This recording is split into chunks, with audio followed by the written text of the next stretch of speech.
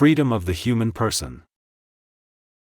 In this video, we will talk about what human freedom is, the three kinds of freedom, the two elements that define freedom, and how can one exercise freedom responsibly. What is freedom? Freedom is an intrinsic and essential property of the human person. By nature, a human person is free. It is her nature to seek freedom. Freedom is the human capacity to act or not to act as one chooses, without any external compulsion or restraint. Freedom sets human beings apart from other animals. Although sometimes animals behave like human beings, like when a dog obeys the commands of its owner, the same however cannot be said about human beings. Animals act out of instinct, while human beings can choose their actions.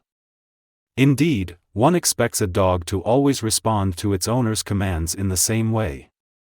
With humans, however, their freedom makes them dynamic and unpredictable. As such, their actions do not necessarily follow a set pattern. Having freedom also entails certain responsibilities. For example, it requires a degree of control from the person exercising it. A person becomes more or less free, more or less human, depending on how she uses her freedom. She is more free when she is able to control herself, and less free when she can't. On the other hand, a person who is denied her freedom by other individuals, like for example in the case of slavery and of imprisonment, is dehumanized. She becomes less human. Three kinds of freedom. Generally speaking, there are three kinds of freedom: physical, psychological, and moral. Physical freedom refers to the absence of any physical restraint. It allows a person to have the freedom to go where she wants to go, to not be impeded in her actions by any physical force. Psychological freedom, also called freedom of choice, on the other hand, allows a person to act or not to act, depending on what she considers right and wise. No outside influence or force can compel a person to take action against her will. Psychological freedom is innate, and therefore cannot be denied to a person. Lastly, moral freedom refers to using one's freedom in a way that upholds human dignity and goodness. Morally speaking, a person becomes more free when she uses her freedom well, such as for example, when she voluntarily helps others. On the other hand, she becomes less free when she uses it wrongly. Indeed, if a person uses her freedom to violate human dignity and goodness, she dehumanizes herself and effectively negates her freedom. Now, what is there in freedom that makes one free, and how does freedom shape one's experiences? There are two elements that define freedom, namely, voluntariness and responsibility.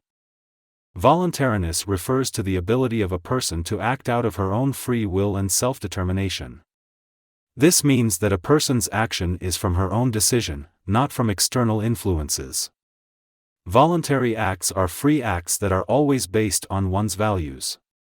For example, a person's voluntary telling of the truth, even though others may not like it, is based on her value of honesty.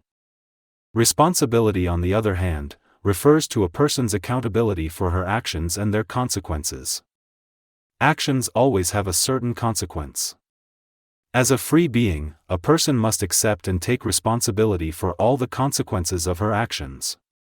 Taking responsibility here can mean either that a person voluntarily assumes accountability for her actions, or that she is held responsible by other people for them. Voluntariness and responsibility go hand in hand in determining a person's freedom. When a person is forced to do an action against her will, she does it involuntarily and thus cannot be held responsible for it. On the other hand, a person who was not aware of all the consequences of her actions can be considered as acting with diminished voluntariness, and thus may only be partially responsible.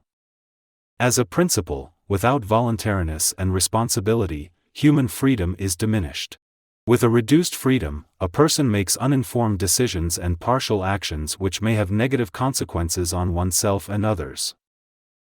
If one can end up harming oneself or others with one's freedom, how can one then exercise it responsibly? Here are two ways. First of all, it must always be remembered that human freedom is not absolute. As such, it should be exercised with control and a recognition of its reasonable limits. Limiting personal freedom requires the sacrifice of certain self-interests, and the acceptance of certain realities that are beyond one's control. It is society and one's sense of right and wrong, or morality, that guides one in recognizing and deciding on the limitations of one's freedom.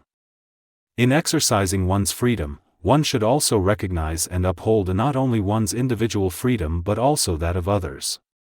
Freedom should be exercised with due regard for the welfare of other persons. Freedom should also be exercised with regard for knowledge and truth. The ability to acquire information and truthful knowledge regarding a particular situation is very important. Determining the proper information needed before we choose the best course of action is not easy, but it is a necessary step. It is necessary, therefore, to cultivate the virtue of prudence in making sound choices. To recap, freedom is an intrinsic and essential property of the human person. It is the human capacity to act or not to act, as one chooses, without any external compulsion or restraint. It is dynamic and unpredictable, setting human beings apart from other animals. Freedom entails certain responsibilities. A person becomes more or less free, more or less human, depending on how she uses her freedom.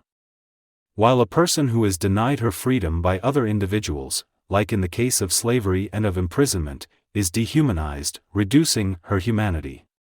There are three kinds of freedom: physical, or the absence of any physical restraint; psychological, or freedom of choice; and moral, or the use of one's freedom that upholds human dignity and goodness. The two elements that define freedom, on the other hand, are voluntariness, or the ability of a person to act out of her own free will and self-determination, and responsibility, or a person's accountability for her actions and their consequences. These two go hand in determining a person's freedom.